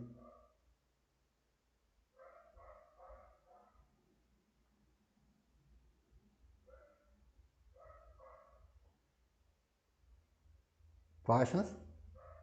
Não é a mesma coisa também? É a mesma coisa, porque se você pergunta qual é a chance de ver esse valor exato, individual, específico, entre todas as 10.000 possibilidades, a chance é sempre 1/10.000, porque só tem um valor que nem esse, percebe?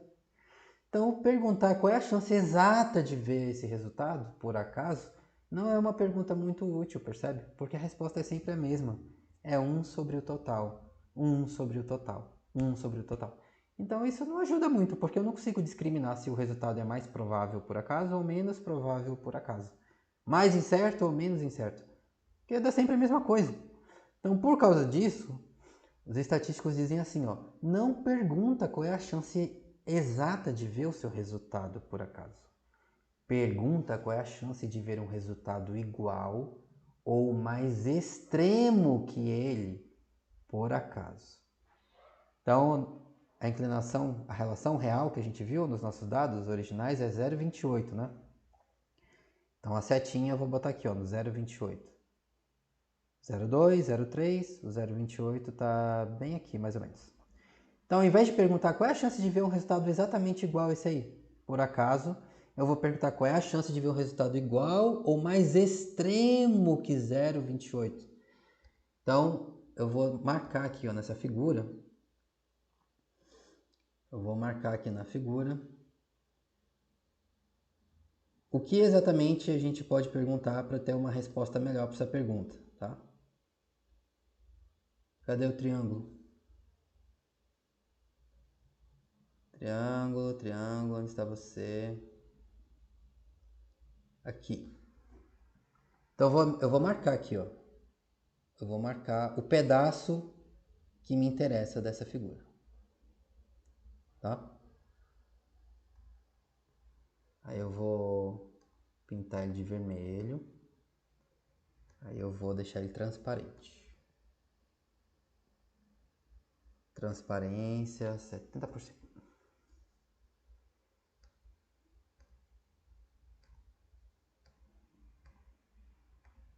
Pronto. Então, ao invés de perguntar qual é a chance exata de ver esse valor exato aqui que a setinha está mostrando, os estatísticos dizem assim, ó, pergunta qual é a chance de ver um valor igual ou mais extremo que ele, ou seja, igual ou maior que 0,28. Porque aí você não tem mais um número, um valor só, percebe? Agora você tem um conjunto de valores, um grupo. Então, se o valor que você observou cair aqui, ó, no rabinho dessa montanha, na cauda dessa distribuição aqui, bem no cantinho, essa proporção aqui, ó, no canto vai ser pequena, correto? Porque está bem pertinho do canto, tem poucos valores aqui. Agora, se o valor que você observou cair mais longe lá para o meio, a inclinação real que eu vi é 0,1, por exemplo. Qual é a proporção de valores iguais ou mais extremos que 0,1? Ah, e agora é toda essa galera aqui, tá vendo? É toda essa galera aqui. Agora faz diferença, percebe? Agora o resultado não é mais sempre o mesmo. Não é sempre 1 sobre 10 mil. 1 sobre 10 mil. Se tiver mais perto aqui do meio, da maioria, ó, qual é a proporção de valores iguais ou maiores? É muito maior, tá vendo? Agora, se você tiver lá no canto, 0,28, aí a proporção ela é bem pequena.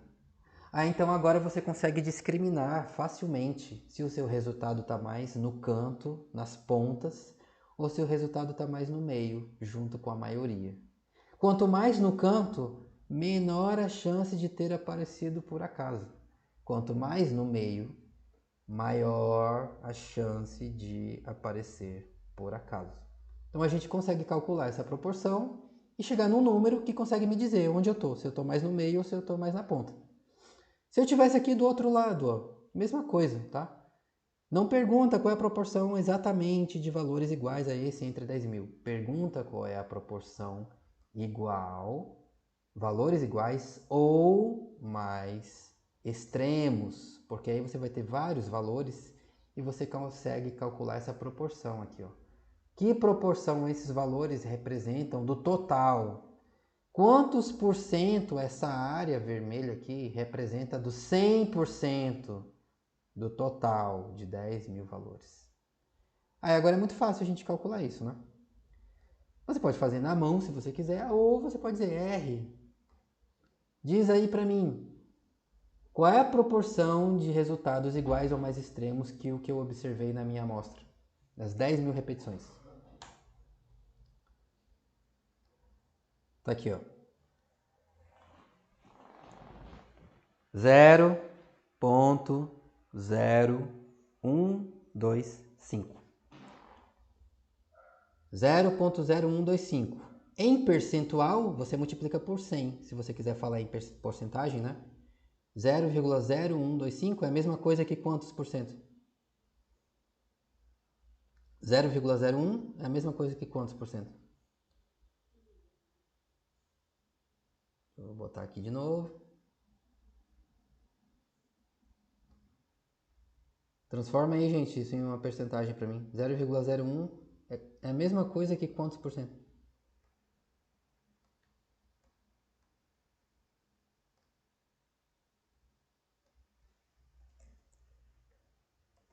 Proporção de valores. 10%. Oi? Quanto? 1,25%. 1%, né? Mais ou menos. 1%. Proporção de valores iguais ou mais extremos que o observado. O observado foi 0,28. Tá bem aqui, ó. 0,28. Quanto vale essa proporção? 0,01. Vou arredondar, tá? Ou, se você quiser falar em percentual, pode falar também. 1%, tá? Então, quanto essa área aqui representa de toda essa área maior? Quanto essa área, que proporção esses valores aqui marcados em vermelhos, bem no cantinho aqui, ó, dessa distribuição, representando o total do 100% de todo mundo aqui, ó. Representa isso, ó, 1%. 1%, tá? Então agora você tem um número simples que diz para você qual é a chance de você observar esse resultado que você viu na sua amostra ou algum resultado mais extremo que ele, por acaso. Se for uma chance baixa, legal, então a incerteza é baixa, a incerteza é relativamente menor. A chance de eu ter visto isso aqui na minha amostra, por acaso, é pequena. Então faz sentido eu falar alguma coisa sobre o universo amostral. Faz sentido eu depositar alguma confiança que esse resultado que eu vi na minha amostra me diz algo sobre o universo amostral, que é sobre o que eu realmente quero falar. Agora, se você tiver um negócio aqui, ó, o resultado que eu vi caiu lá no meio, então essa chance vai ser muito maior. A chance de observar um resultado igual ou mais extremo que o que você viu por acaso vai ser muito maior, vai ser grande. Então cuidado, a incerteza é grande. Tem uma boa chance disso que você está vendo aí no seu gráfico ter aparecido por acaso. Como os estatísticos chamam esse número? Não é a significância ou a probabilidade? P. Já ouviu isso? Tá lendo o artigo científico lá, tava vendo a palestra, a pessoa estava apresentando o trabalho. Aí o fulano fez esse negócio aqui, fez essa análise, aí P igual a não sei o que lá. Às vezes as pessoas também falam assim, ó, valor de P, tá? Valor de P. Em inglês, é bom, eu sempre falo os nomes em inglês, porque a maior parte da literatura é em inglês, né? Então é bom você saber. P-value, tá? Eles falam assim, ó. P-value, valor de P. É o P, tá? Isso é o P. O que é o P? É a probabilidade de observar um resultado igual ou mais extremo que o que você viu na sua amostra por acaso, tá? Então lembra, escreve aí para você não esquecer. O que é o P? P é a probabilidade ou a chance de ver um resultado igual ou mais extremo que o seu por acaso. Por acaso quer dizer o quê? Aleatoriamente, tá? Por quê? Por que aleatoriamente? Porque lembra que você tem uma amostra, correto? Você não coletou o universo amostral inteiro. Então, você não sabe como é o universo amostral de verdade. Você só sabe uma pequena parte dele, uma pequena e limitada quantidade de informação, que é a sua amostra. Logo, sempre existe incerteza. E, portanto, existe a chance de que o que você está vendo na sua amostra aconteceu por acaso. É simplesmente porque você deu o azar de coletar os dados que mostravam uma coisa para você na sua amostra que, na verdade, não existe no mundo real, tá? Só existe na sua amostra. Então, por isso, a gente precisa de uma forma de medir o tamanho dessa incerteza. Essa é uma forma. Uma das mais simples e uma das mais usadas também. Diga. Eu tenho duas perguntas agora relacionadas a exatamente isso. Quando o senhor fez o cálculo da probabilidade, deu para perceber que, obviamente, quanto maior é a minha inclinação em termos de valores absolutos, mais ele está na extremidade do que seria essa distribuição normal. Digamos assim, obviamente, a probabilidade vai cada vez diminuindo. Claro que a área vai diminuindo.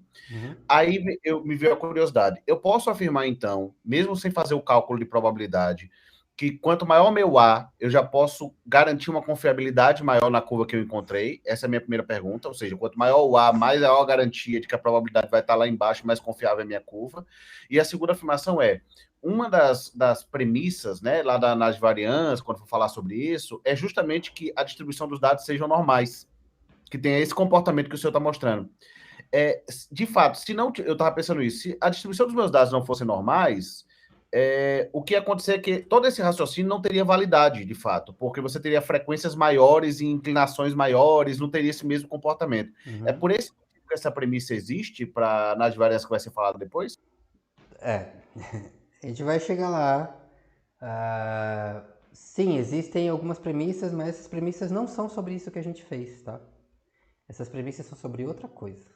Isso é depois, a gente vai chegar exatamente o que eu vou falar a seguir. Se você olhar só o valor, ele é maior ou menor, isso já me diz qual é o tamanho da incerteza? Não. Por quê? Porque a incerteza não depende só da inclinação, ela depende de outras coisas. Em particular, a incerteza que você vê no seu resultado depende de duas coisas principalmente. Quais? Primeiro, qual é o tamanho da sua amostra, né? Porque o tamanho da sua amostra é a quantidade de informação que você tem, correto? Se você tem uma amostra maior, naturalmente o que acontece? A incerteza diminui. Se você tem uma amostra pequena, o que acontece? A incerteza naturalmente aumenta. Então a primeira coisa que você me perguntar, né? O que influencia então se a incerteza do meu resultado é maior ou menor? O tamanho da sua amostra. Tem uma amostra gigante, o que vai acontecer automaticamente com o seu P? Vai diminuir, diminuir, diminuir. Porque você tem muita informação, então a incerteza é pequena automaticamente. Tá? Tem uma amostra minúscula. Isso por si só faz o quê? P aumenta, aumenta, aumenta, aumenta, tá? Porque tem pouca informação. Então essa é a primeira coisa que influencia o P. A segunda coisa é o quê? É a variabilidade intrínseca dos seus dados. É o tamanho da dispersão dos pontos em torno da tendência, que a gente mede como? Com R quadrado. Então se você tem uma relação que é muito forte, a dispersão é pequena, né? O R quadrado é alto, né? A tendência é muito forte. Automaticamente é mais fácil detectar essa relação, né? Porque é uma relação clara, uma relação forte. Então a incerteza sobre ela diminui. A incerteza tende a diminuir. Quando você está investigando uma relação que é muito fraca, os pontos são muito espalhados, tá? Naturalmente a tendência da incerteza é o quê? É aumentar, porque é mais difícil enxergar a relação. Tá? Então essas são as duas coisas principais que influenciam o valor do P.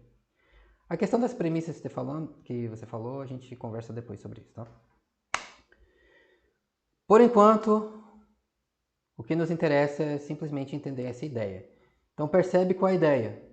Usando simples embaralhamentos, eu posso comparar o resultado que eu observei na minha amostra com esse monte de resultados gerados ao acaso. Comparo os dois. Onde o resultado observado com os meus dados reais aparece? Ele está aqui, ó, junto da maioria, ou ele está mais nas pontas? Se ele estiver aqui no meio, junto da maioria, então naturalmente tem uma grande chance dele ter aparecido por acaso. Por quê? Porque esses valores todos aqui foram gerados por acaso. E alguns são mais comuns por acaso do que outros. Então, ao comparar o meu resultado observado com esses diferentes valores, eu tenho uma ideia de qual é a chance de eu ver esse resultado por acaso. Pode ser uma chance maior ou pode ser uma chance menor. Se estiver aqui no meio, naturalmente tem mais chance de aparecer por acaso. Se o resultado que eu vi está mais aqui, mais perto das pontas, como o nosso resultado aqui, ó, 0,28, bem aqui no cantinho, então a chance de aparecer por acaso é menor. Como faz para medir isso com um número simples? Proporção de valores iguais ou mais extremos que o observado, mais conhecido como P. O que ele diz para você? Qual é a chance de ver o seu resultado ou um resultado mais extremo que ele por acaso? Tá? Se for um valor alto, alto quanto? é uma proporção ou uma probabilidade, correto? Então ele varia sempre entre dois números. No mínimo o P vale quanto?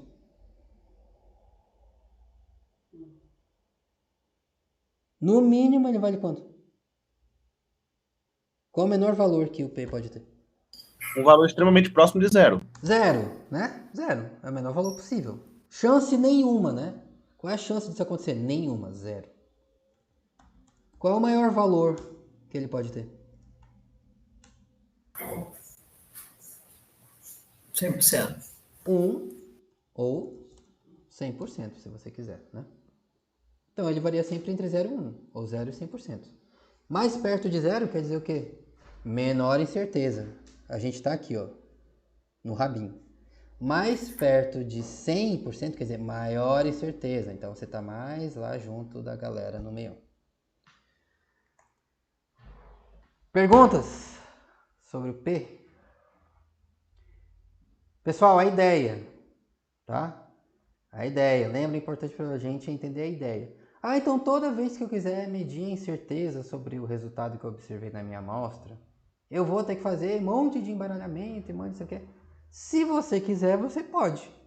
E você viu que funciona, exatamente assim que funciona. Porém, não, você não precisa fazer passo a passo embaralhamento, tá? Por quê? Porque o computador, os programas de computador, têm funções específicas para fazer isso, tá? Então você não precisa dizer para ele embaralha não sei quantas vezes. Aí a gente fez agora passo a passo, porque agora você entende, enxerga literalmente de onde este número vem e o que ele significa. Quando você quer saber ele de fato, na prática, você simplesmente diz para o computador, olha, calcula o P para mim. Aí ele, pam, faz na hora, tá? E o R também, como qualquer outro programa de análise estatística, faz isso. Beleza? Perguntas? Todo mundo entendeu a ideia? Pegou a ideia? Medida do tamanho da sua incerteza. Quanto maior o valor do P, maior a sua incerteza, maior a chance de o resultado ter aparecido por acaso. Quanto menor o valor do P, menor a sua incerteza, menor a chance de aparecer por acaso. Então, o nosso resultado aqui, ó, P igual a 0,01 ou 1%. Então, qual é a chance de eu ter observado essa relação aqui na nossa amostra? Essa relação aqui que a gente viu entre peso total de peixes e distância de Caracaraí. A relação que a gente viu foi essa. P igual a 0,01 ou 1%. Tá? Vou escrever aqui, ó. Text 40, 50... R, escreve no gráfico para mim. P igual a 0,01 ou 1%.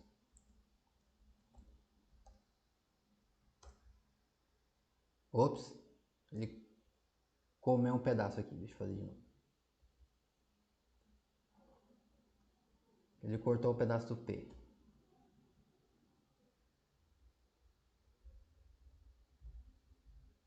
Faz o gráfico de novo. Pronto. Relação entre peso total de peixe e distância de Caracaraí. P igual a 0,01 ou 1%.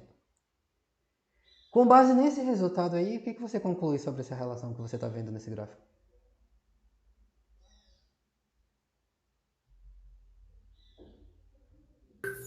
Que os dados têm mais confiabilidade, eles não foram por acaso. É uma forma de dizer. Outras formas. Professor, alguém eu poderia afirmar, por exemplo, se eu repetisse esse experimento 100 vezes, apenas uma das vezes eu encontraria resultado igual a esse, ou com probabilidade de 1% ou maior, ou menor, perdão? Não, isso é outra coisa. Aqui nós estamos assumindo se essa relação foi gerada por acaso. Qual é a chance de eu ver isso? É isso que o P está falando para você. O que você está falando é outra forma de medir incerteza, que também é relacionada, tá? Mas é outra coisa, que é o que as pessoas chamam de intervalo de confiança, tá? É relacionado com P, tá? Mas a gente não vai falar sobre isso agora. Mas é uma outra forma de medir incerteza. Lembra que eu falei que tem várias formas de medir incerteza, gente, tá? Essa é apenas a mais simples e mais popular, e é por isso que a gente aprende ela, porque você muito provavelmente vai usar isso e você vai ficar vendo isso na literatura o tempo todo, tá? Mas não é a única, tá? Saiba que não é a única. Mas transforma aí esse resultado em uma frase. Outra pessoa transforma em uma frase pra gente. Você fez a sua análise, você viu a relação entre o peso de peixes e a distância de Caracaraí, você calculou o P, você viu, olha, vale 1%. O que isso significa? 1% o quê?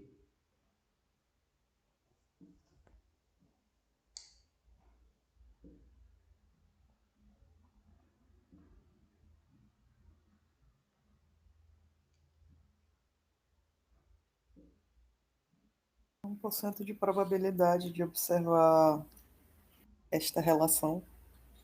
Aliás, pera. Tá no caminho, tá no caminho.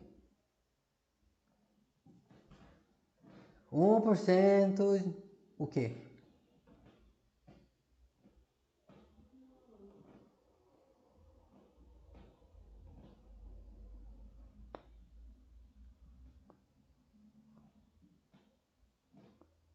É 1% de probabilidade disso ter sido gerado ao acaso. Não sei se a gente pode também falar em 99% de chance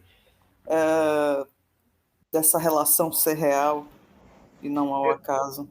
Professor Sócrates da Kate também é 1% de que o coeficiente angular, que é a inclinação, seja esse valor ou superior.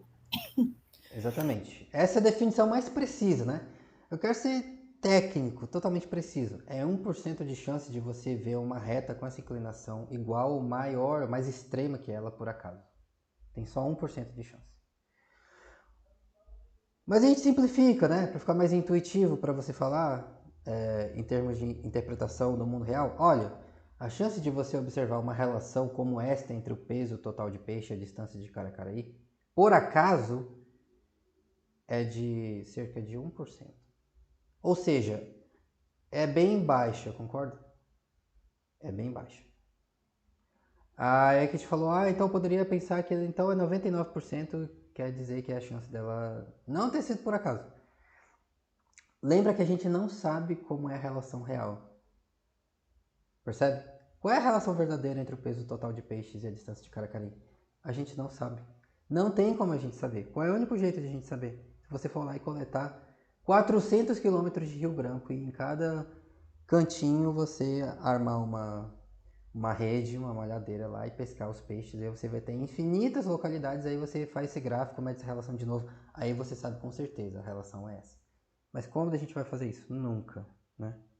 A gente não sabe, tá? Qual é a chance de ser exatamente? Não sei. O que a gente sabe é que a chance de ser por acaso é baixa. Beleza? Então esse processo todo, pessoal, que a gente fez, ó, como é que a gente chegou nesse número aqui, né? Você mediu a relação entre as variáveis nos seus dados, você comparou isso com essa distribuição de resultados gerados ao acaso e com base nisso você chegou numa conclusão sobre qual é a chance de ver seu resultado real por acaso ou não. Se é uma chance menor ou se é uma chance maior. Então essa comparação entre o resultado que você viu na sua amostra com resultados gerados por acaso, essa comparação que a gente faz para obter uma medida do tamanho da incerteza, é o que os estatísticos chamam de teste de significância. Tá? Aqui entra a palavra que vocês mencionaram no começo da aula de hoje. Né? Teste. O que é um teste? O teste é isso. O teste é uma forma de medir o tamanho da incerteza associada ao seu resultado. Tá? Quanto menor o valor do P, menor a incerteza. Então, mais segurança, maior a sua confiança de que você não está concluindo coisas com base no acaso. Beleza? Perguntas sobre o que a gente fez hoje? Perguntas. Diga. Então, assim, tudo isso que a gente fez, embaralhamento, nada mais é que uma metodologia para eu fazer o teste da significância. Exatamente.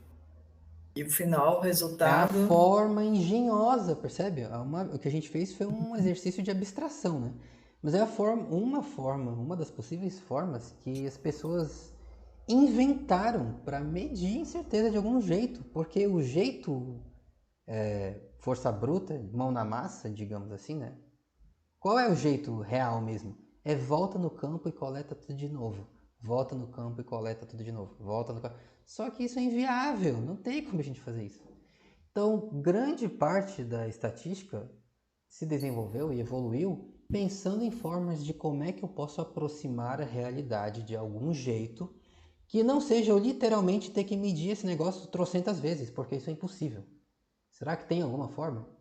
Essa é uma forma. Percebe que é uma forma até bem simples, né? Embaralhamentos você faz na mão. Se a gente quisesse, a gente poderia literalmente fazer esses embaralhamentos na mão, tá? Dá pra fazer. Pega os seus dados, né?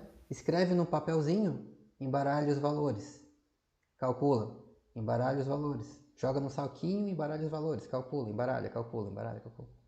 Você vai levar um tempão para fazer isso, correto? Mas os estatísticos fizeram literalmente isso. Porque lembra que essas coisas surgiram há muito tempo atrás, mais ou menos há 100 anos, um século. E há 100 anos não existia computadores nem R, correto? Então como é que eles descobriram essas coisas? Fazendo na mão, com papelzinho, literalmente. Tá? Aí hoje é muito fácil, você vai no computador, aperta o botão, pô, aí ele faz. Perguntas?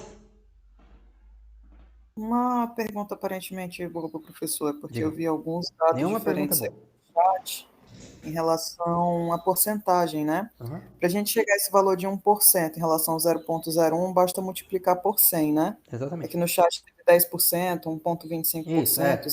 Lembra que quando a gente calcula proporções, se você pega um número e divide por outro, uma proporção por si só naturalmente varia entre 0 e 1, né? Se você pega um número e divide por ele mesmo, que é o máximo, vai dar 1, né? Então é 0 e 1, 0 e 1, 0 e 1. Então toda vez que a gente calcula alguma proporção aqui, o resultado automaticamente é 0 e 1. Então, por conveniência, a gente multiplica por 100, porque as pessoas costumam falar em termos de percentual, de 0 a 100, né? Então, só multiplicar por 100. Vale para o P, e a mesma coisa vale para o R quadrado. Lembra que o R quadrado, a medida da força da relação? O computador também mostra para você entre 0 e 1, tá? Ele não mostra percentual. Lembra que a gente calculou R quadrado aqui? Cadê? Eu nem sei mais onde ele está. R quadrado, R quadrado, R quadrado. Tá aqui, ó. O R quadrado entre o peso de peixe total e a distância. 0,58 aqui, ó, tá vendo? 0,58 ou 58%, tá? Então é bom lembrar isso para vocês não se confundirem. Porque se você olhar isso aqui e pensar que isso aqui já é o percentual, aí, pô, 0,58% não é nada, né? É quase zero. Não, mas é 0,58 porque é uma proporção, varia de 0 a 1. Em percentual é 58%, tá? E aqui o P é a mesma coisa. Ele sempre vai te mostrar um valor entre 0 e 1. Aí se você quiser falar em porcentagem, é só multiplicar por 100. Tranquilo? Tranquilo. Mais perguntas?